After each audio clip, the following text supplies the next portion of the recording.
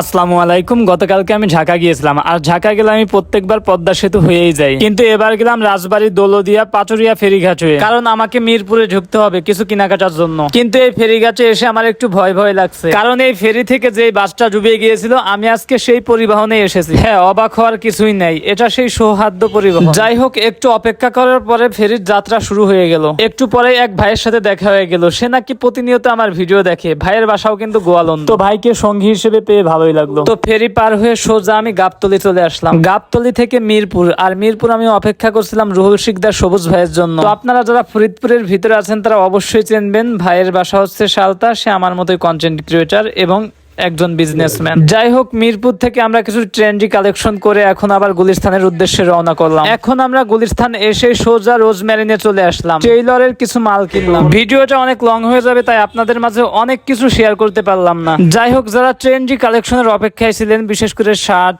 সিরাকাটা, jeans, baggy, light colour আর অনেক রকমের পণ্য, চলে আসবেন অতি দ্রুত শিকদার ফ্যাশনে। অবশেষে পদ্মা সেতু পার হয়ে আমরা বাসায় চলে আসলাম।